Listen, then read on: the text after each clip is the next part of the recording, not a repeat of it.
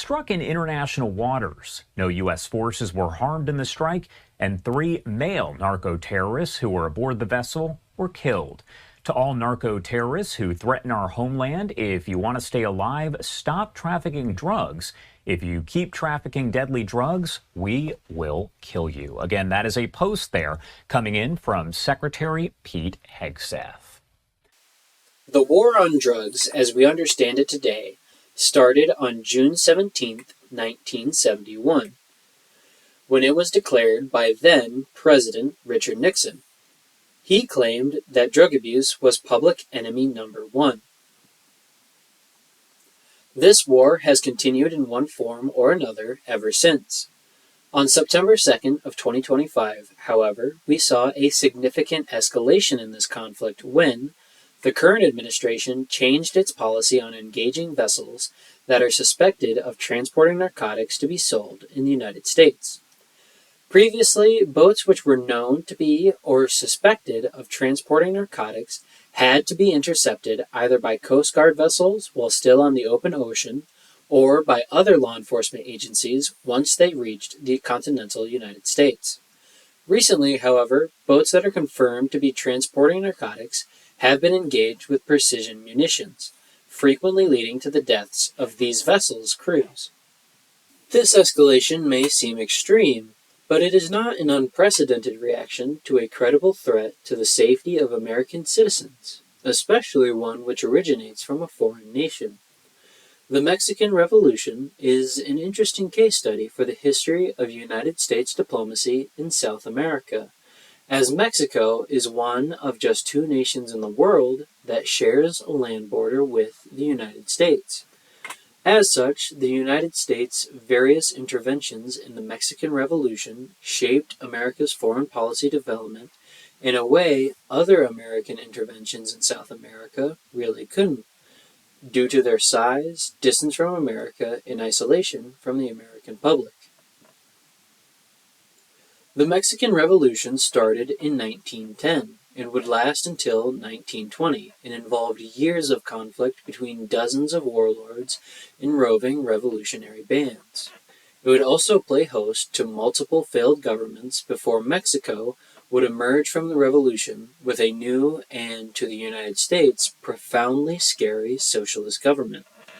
The Mexican Revolution is relevant to us today because looking at how the United States responded to the revolution and events that happened during it helps us to understand the current administration's decisions.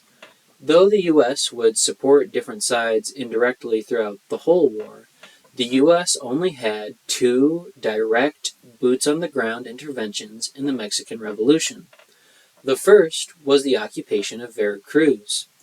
The occupation of Veracruz took place 4 years into the war and lasted 6 months, and though it was significant, it was not nearly as important or well known as the topic of this video, the Mexican Punitive Expedition. The catalyst for the Mexican Punitive Expedition would be a daring attack carried out by a charismatic general who controlled a stretch of territory that ran along the Mexican-American border. That general's name was Pancho Villa, and the United States would indirectly anger him in the summer of 1915 by supporting the constitutionalist forces of General Alvaro Obregón with arms, equipment, and funds shortly before he defeated Pancho Villa's much larger army. Pancho Villa would, in his anger and desperate for supplies, decide to conduct an attack in the summer of 1916 on the small town of Columbus, New Mexico, in search of supplies. That attack would come to be known as the Battle of Columbus. The Battle of Columbus would, however, go extremely poorly for Pancho Villa, as elements of the 13th Cavalry Regiment stationed in the town would repulse his forces, inflicting 6 Villistas casualties for every 1 American casualty suffered, and pursuing Villa's division 15 miles back over the Mexican border. This battle would also trigger the Mexican Punitive Expedition, in which the U.S. Army would pursue Villa for 11 months, trying to capture Villa, And though they would fail, they would trounce and disorganize his force and capture or kill his top commanders. The Mexican punitive expedition would see an expeditionary force of more than 10,000 U.S. soldiers, primarily cavalry and horse-drawn artillery, organized by General Pershing and marched into Mexico to begin hunting for Pancho Villa. The force was organized into regiments, which could operate semi-independently, and marched into Mexico in two columns to begin fanning out and looking for Pancho Villa. The punitive expedition would see great success early in the campaign, fighting primarily under-equipped and disorganized forces under Pancho Villa, who had underestimated the U.S. Army's ability to rapidly organize and move its forces. A pattern quickly developed in the battles that were fought. As U.S. regiments would locate and engage Villistas forces, the Villistas forces would in response break up into smaller and smaller units, making it impossible for the larger American force to pursue and destroy all of them. About a month into the expedition, the American forces on the ground, as well as the U.S. government in Washington, began to experience military and diplomatic intervention from the Carranzan faction, which controlled the Mexican government. The U.S. government realized that engaging the Carrancista forces would effectively mean war with all of Mexico, and decided to halt its advance south and pursue Villistan forces in the parts of Mexico they already controlled. After the dash into Mexico and subsequent intervention by the Carrancista government, the expedition would enter a new phase, in which General Pershing would split the U.S.-controlled areas into 5 districts, each of which would be assigned a cavalry regiment which would patrol the region. This phase of the war saw some of the most famous battles of the Mexican punitive expedition, such as the then Second Lieutenant George S. Patton's raid on San Miguelito Ranch. During the raid, he drove up to the ranch with 15 of his men in 3 Dodge touring cars, and upon discovering a group of Vistillas, a gunfight broke out in which Julio Cardenas, an important leader in Pancho Villa's army, as well as 2 other Vistillas, were killed. During this phase, testing of new equipment, which the U.S. Army had never used in battle before, would begin in earnest, with everything from biplanes being used for spotting to trucks being used to prop up General Pershing's logistics and assist his forward elements in their reconnaissance and spotting duties, and, as seen in Second Lieutenant Patton's case, rapidly move men and equipment. Mounting pressure from the Carrancistan government and the rise of more pressing matters in Europe would force then-President Wilson to withdraw U.S. troops from Mexico before they could accomplish their mission of capturing Pancho Villa.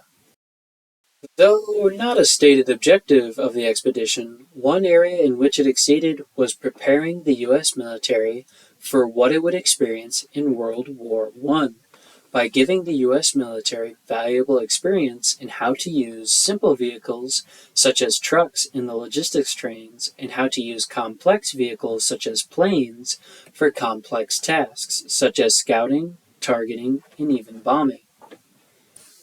At the time in history in which the Mexican punitive expedition happened, news was primarily circulated through newspapers. Knowing this and looking at newspapers from the days and weeks after the attack on Columbus, New Mexico, it's clear that it was a significant emotional event for the American people. At the time, events in Europe surrounding the First World War usually held the front page spotlight, but the attack on Columbus would change all that, as said attack and the punitive expedition that immediately followed it would dominate American newspapers from essentially the moment it started to the moment the United States entered the First World War. I find this interesting because most of the feedback the U.S. government received in relation to its response to the attack on Columbus and the results achieved by the expedition were positive. This is starkly contrasted by the backlash the current administration received after its decision to escalate its use of violence against drug dealers in the Caribbean. Now, this can be explained away by the differences in how people received news in the early 1900s, and how comparably easy it was to A. hide bad news in the early 1900s, and B. how hard it was to fact-check in the 1900s. Despite these differences in the spread of information, I believe the popular support the Mexican punitive expedition received is interesting. I also think the effects news coverage of the attack and punitive expedition had on Americans' perceptions of Mexican people are interesting, especially when considering how negative stereotypes created at the time seem to persist today.